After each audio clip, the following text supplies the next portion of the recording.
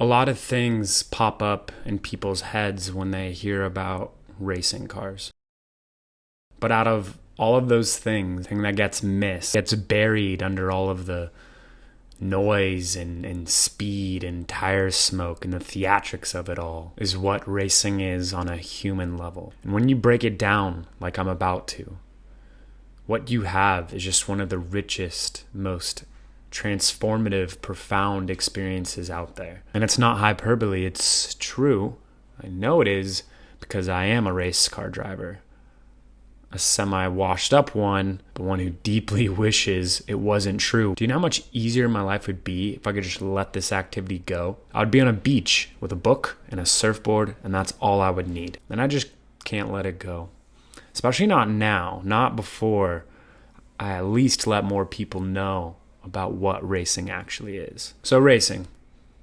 Let's bring in some other activities. Surfing, basketball, skiing, soccer, pick one. All amazing activities. And in these activities, you have these short moments of deep, intense focus. When the ball's at your feet, when you're trying to execute a trick, when you're trying to shoot your shot. These things require so much focus that, pick your cliche, nothing else exists. All your problems go away. And that's beautiful that we as people can do something that makes us forget what we are. It's powerful for a moment. That's the thing with all these other activities. It is just for a moment. Then the rest of the time you spend dreaming, scheming, and thinking about these moments and how to get back there, what you're going to do when you get back there.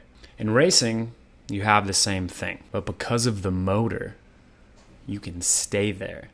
You can sustain that deep level of intense focus. And what that does to you on a human level is just completely transformative. The alchemy is more potent. You thoroughly become something else. You become the sensation of chasing the limit. Nothing else exists when you're chasing the limits of a car. Not even that cliche. All your problems, your expired milk, your neglected friends, bye-bye. Try to have a stomach ache while racing a car. Impossible. You no longer have the capacity to acknowledge your body because racing and chasing after the limits requires such deep and sustained amount of focus. You are no longer you. You become the car. And let's run with that. You become the car. Stay with me, because if you explain the car to somebody who hasn't become so numb to what it is, to somebody from the past or an alien, they'd be like, oh, so you're bionic. And to us, we're used to cars. We're like, no, that's a car. But really, when you break it down, when we drive cars, we kind of completely are bionic. And by looking at it that way, things start to make a lot more sense and things start to get powerful and beautiful. But really, look at the Avatar, the Matrix, with those bionic shooting body things. What's the difference?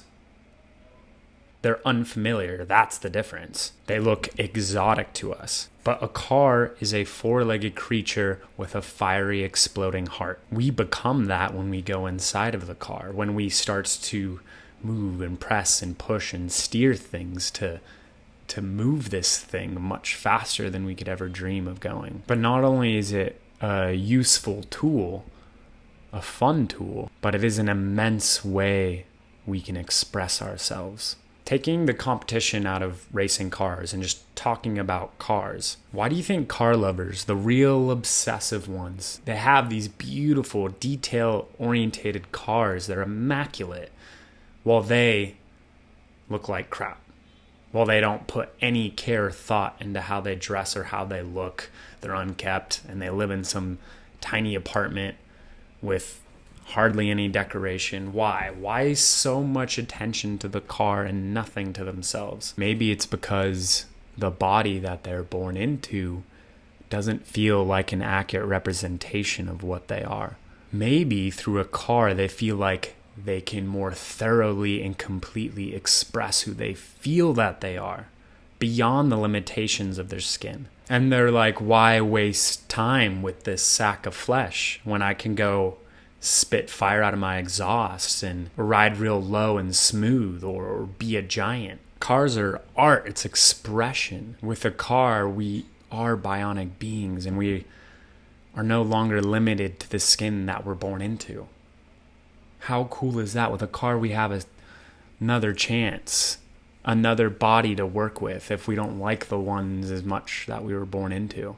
It's a whole new medium, a whole new body where we can limitlessly express ourselves. And how cool is that? Especially at a time where we are pushing the limits of self-discovery of who and what we are. What a beautiful tool to help with that exploration. Now let's take that over to the competition side of cars with racing. In a car, your new bionic body, it doesn't discriminate. It has no idea who or what you are, what your body is capable of, or what people tell you your body is capable of. With a car, we have a level playing field. It doesn't matter if you're short, tall, strong. You just need an able mind. Not even a fully functioning body. It is the avatar. Paralyzed people who can no longer run in a car, they can run. So we have this mentally transformative thing and this physically